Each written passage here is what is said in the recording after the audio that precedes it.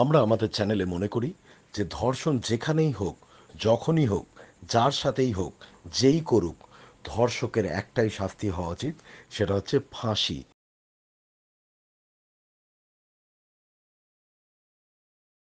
যতদূর সম্ভব একটা সিভিক ভলান্টিয়ারই দাঁড়িয়েছিল। ও কেন বুঝতে পারেনি আমি বাঁদিক নেব, তাই ও এসে গাড়ির পট করে একটা সামনে থেকে ছবি তুললো। লামাহাটা থেকে তিস্তা বাজার অবধি না পুরো এরকম খাড়া নামে। আমি এত পাহাড়ে চালিয়েও বলছি লামাহাটার এই রাস্তাটার সুবিধা কি জানেন, এটা খুব প্রো ড্রাইভার না হলেও পারবে। আমি খুব একটা প্রেফার করবো না তিস্তা বাজার দিয়ে স্ট্রেট লামাহাটা উঠতে।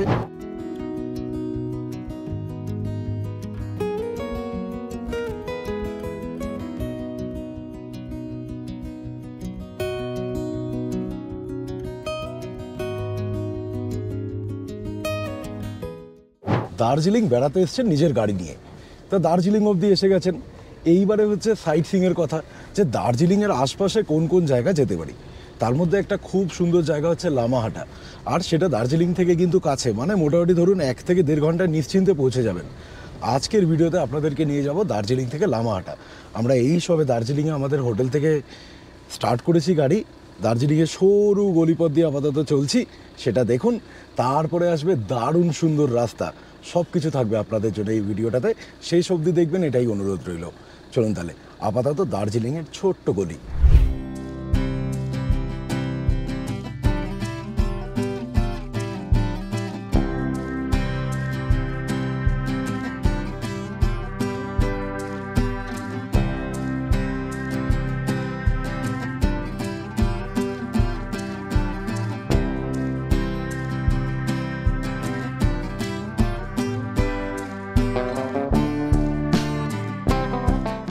দার্জিলিং থেকে লামাহাটার দিকে যেতে গেলে আপনাকে প্রথম পৌঁছে যেতে হবে হচ্ছে জোড়বাংলো।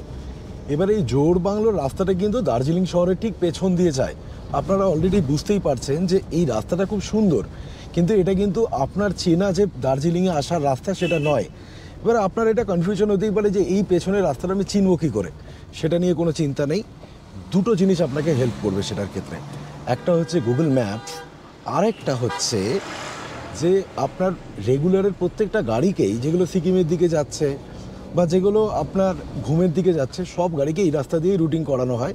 জায়গায় জায়গায় পুলিশ আছে, তারাও আপনাকে গাইড করে দেবে, তাই জন্য সেইটা নিয়ে আলাদা করে চিন্তা করার কিছু নেই। রাস্তাটা ইনিশিয়ালি একটু ভাঙাচোরা টাইপের ছিল, ওই আমার মনে হয় যে বর্ষাকালে যে ভেঙেছে, তারপরে এখন অবধি সারানোর কাজ হয়নি সেরকমভাবে। কিন্তু তারপরে এখন যেখান দিয়ে যাচ্ছি এটাও একদম ওই পাহাড়ি গ্রামের মধ্যে দিয়ে রাস্তা, দুদিকেই সব লোকালদের বাড়ি। তো রাস্তার কন্ডিশন তুলনায় অনেক ভালো। তাহলে আপনারা রাস্তাটা এনজয় আরও একটু করুন, আমি তারপরে আবার ফিরে আসছি আপনাদের সামনে।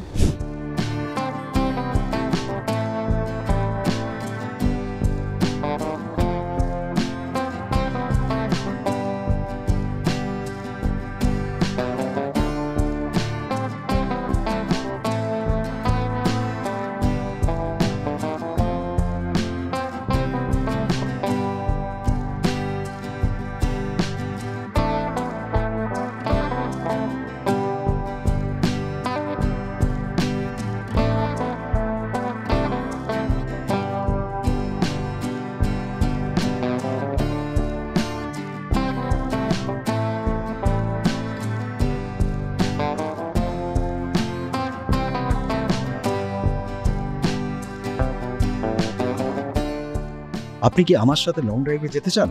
সেক্ষেত্রে আপনাকে জানিয়ে রাখি, আমাদের একটা কার ওনার্স গ্রুপ রয়েছে। আমরা অনেকগুলো গাড়ি মিলে একসাথে মাঝে মাঝেই লং ড্রাইভে বেরিয়ে পড়ি, কিন্তু শর্ত দুটো। এক হচ্ছে আপনার ফ্যামিলি নিয়ে আপনাকে ট্রাভেল করতে হবে, আর দ্বিতীয়, আপনি কোনোভাবেই ইনটক্সিকেটেড অবস্থায় কিন্তু গাড়ি চালাতে পারবেন না। আর আরেকটা জিনিসও বলে রাখি, এক্ষেত্রে কিন্তু কোনো রকম চার্জেস নেই, বা আমাদের যে গ্রুপ রয়েছে বা ক্লাব রয়েছে যাই বলুন, সেক্ষেত্রে কোনো মেম্বারশিপ চার্জেসই নেই।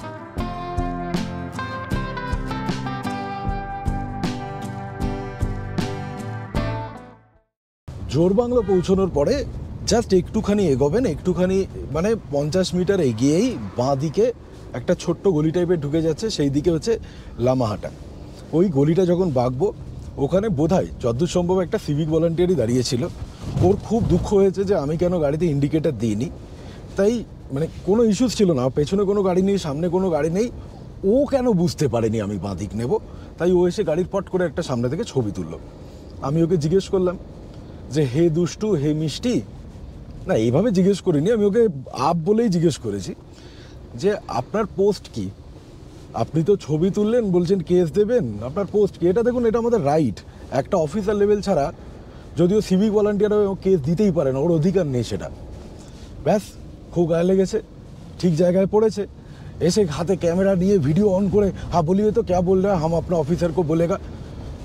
আমি বললাম যে আমি কলকাতা পুলিশ সামলে অভ্যস্ত, আর তুমি, আমি জিজ্ঞেস করেছি, এটা আমার অধিকার। আর আমার পাশে আমার ওয়াইফ বসে আছে যে হাইকোর্টে প্র্যাকটিস করে।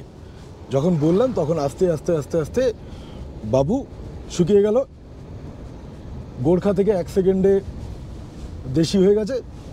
ব্যাস, বলছে নেই ঠিক আছে, আপ যাইয়ে।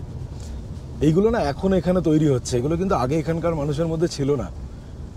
এটা মানে এরাও পুরো আস্তে আস্তে খারাপ হয়ে যাচ্ছে, কিছু করার নেই। যাই হোক, আপনারা রাস্তা এনজয় করুন। এরকম জিনিস হলে না নিজেকে সবসময় ঠান্ডা রাখবেন।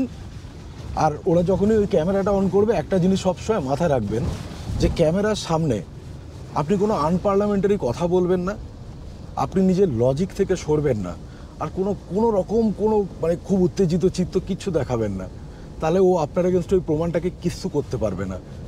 এটাই হচ্ছে ট্রিক্স। ও ক্যামেরা বন্ধ করবে, তারপর ওকে কিছু বলতে ইচ্ছা করলে বলে দেবেন।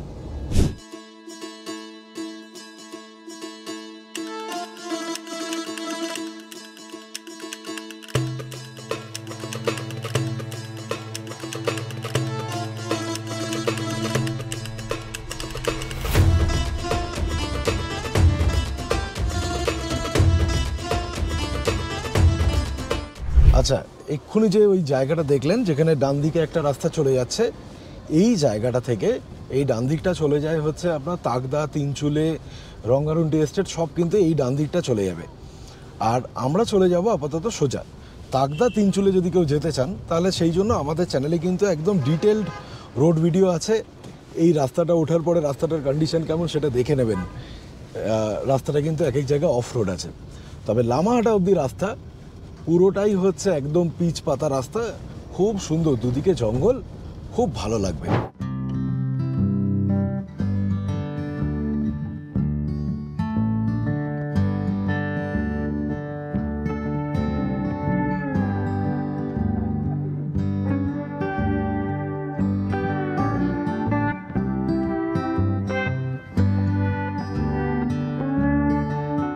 লামাহাটের এই রাস্তাটার সুবিধা কি জানেন?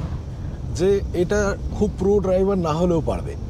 তার কারণ হচ্ছে অফ রোডের কোনো ব্যাপার নেই, খুব বেশি চড়াই উতরাই কোনোটাই নেই। আরেকটা জিনিস আপনাদেরকে বলি যে এই লামাহাটা দিয়েই কিন্তু যদি আপনি সোজা নিচে নেমে যান তাহলে পৌঁছে যাবেন হচ্ছে তিস্তা বাজার। কিন্তু যদি কেউ ভাবেন যে আমি শিলিগুড়ি থেকে আসবো, তাহলে তিস্তা বাজার হয়ে আমি সোজা লামাহাটাতে চলে আসি, ওই রাস্তাটা কিন্তু অ্যাকচুয়ালি প্রচণ্ড খাড়া উঠছে। মানে দার্জিলিং থেকে লামাহাটা অবধি ব্যাপারটা ওকে, লামাহাটা থেকে তিস্তা বাজার অবধি না পুরো এরকম খাড়া নামে। এবার আপনাকে যদি উঠে আসতে হয় ওই রাস্তাটা কিন্তু খুব ডিফিকাল্ট হবে। তাই জন্য আমি ইন জেনারেল, আমাকে যদি বলেন, আমি এত পাহাড়ে চালিয়েও বলছি আমি খুব একটা প্রেফার করবো না তিস্তা বাজার দিয়ে স্ট্রেট লামাহাটা উঠতে, বরং আমি ঘুরপথেই আসবো। আমি প্রথমে আপনার ঘুম আসবো ভায়া কার্শিয়ং, সেই ভিডিও আপনারা আমাদের চ্যানেলে পেয়ে যাবেন, দার্জিলিং যাওয়ার ভিডিও, শিলিগুড়ি থেকে দার্জিলিং। তারপরে আমি লামাহাটার রাস্তায় ঢুকবো, তাহলে অনেকগুলো জায়গা ঘোরাও হয়ে যাবে এবং রাস্তাটাও আমি অনেক বেটার কন্ডিশনে পাবো।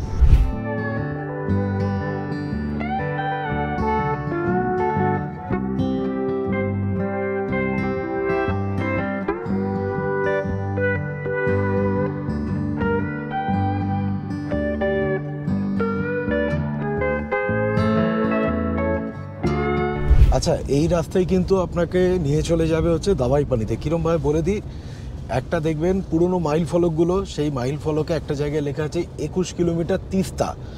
ওই তিস্তা বাজার যেখানে 21 কিলোমিটার, তারপরেই একটা ছোট্ট জায়গা থেকে বাঁদিক, সেই বাঁদিকটা উপরে উঠে গেলে হচ্ছে দাবাইপানির রাস্তা। আর আমি এখন অবধি ট্রাভেল করলাম হচ্ছে ওই ধরে নিন 17 কিলোমিটার 18 কিলোমিটার মতন। তো তাহলে একটা আইডিয়া করে নিন। বেস্ট হচ্ছে ওই মাইল ফলকটা দেখবেন, তার আগে একটা 22 তিস্তা লেখা আছে, তারপর একটা 21 লেখা আছে, ওই 21-এর পরেই দাওয়াই পানির রাস্তা বাঁদিকে সোজা চড়াই উঠে যাচ্ছে। আমরা তখন ক্যামেরাটা অন করতে পারিনি, মিস করে গেছি, তাই মুখে ইনফরমেশনটা দিয়ে রাখলাম। আমাদের চ্যানেলের মাধ্যমে তৈরি হওয়া কার ওনার্স ক্লাব বেঙ্গল এবং তার ট্রিপের ব্যাপারে আপনারা অনেকেই জানেন, এবং আপনারা অনেকেই কমেন্ট করে জানতে চেয়েছেন যে আমাদের যাদের কাছে গাড়ি নেই তারা কি তাহলে আমরা একসাথে কোথাও বেড়াতে যেতে কখনো পারবো না? সেক্ষেত্রে আপনাদেরকে বলি, আমাদের চ্যানেল একটা ট্রাভেলার্স ক্লাব চালু করছে। আমরা বছরে বেশ কয়েকটা ছোট বড় ট্রিপ একসাথে অর্গানাইজ করব, এবং প্রত্যেকবারের মতন সেফটি, সিকিউরিটি, এটাই হবে আমাদের গ্রুপের সবচেয়ে বড় মিশন। তাই জন্য এক্ষেত্রেও ফ্যামিলি নিয়েই আপনাকে ট্রাভেল করতে হবে। আর একটা কথা আপনাদেরকে জানাই, যে যদি কোনো সিঙ্গেল ওমেন থাকেন তারা নিশ্চিন্তে আমাদের সাথে যেতে পারেন। বয়স্ক মানুষ যারা আমাদের চ্যানেল দেখেন তাদেরকে বলি, আপনারাও কিন্তু নিশ্চিন্তে আমাদের এই ট্রাভেলার্স ক্লাবের সঙ্গী হতে পারেন।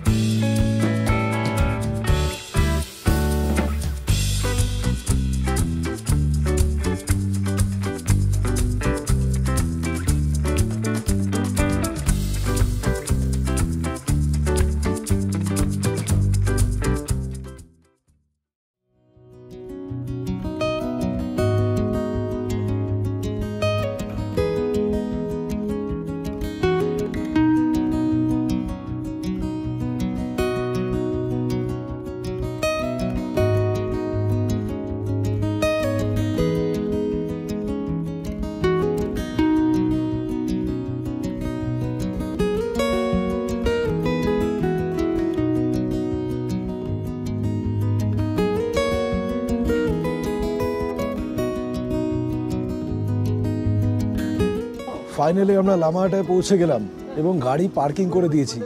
এখানে 2-3টে পার্কিংয়ের জায়গা রয়েছে যেগুলো প্রায় ঘন্টায় 100 টাকা। আর লামাহাটা ইকো পার্কটা আপনাদেরকে দেখাবো এর পরের একটা ভিডিওতে, ঠিক আছে? আজকে ছিল শুধুমাত্র রোড ট্রিপের ভিডিও। এই চ্যানেলটা আমি আশা করছি আপনাদের ভালো লাগছে প্রত্যেকের। যদি ভালো লাগে তাহলে ভিডিওর একদম শেষে অনুরোধ করব যে চ্যানেলটাকে সাবস্ক্রাইব করুন, ভিডিওটাকে লাইক করবেন, কমেন্ট করে জানাবেন কেমন লাগছে, এবং হ্যাঁ, অবভিয়াসলি পারলে শেয়ার করে দেবেন। সকলে ভালো থাকুন, সুস্থ থাকুন, খুব তাড়াতাড়ি দেখা হচ্ছে পরের ভিডিওতে।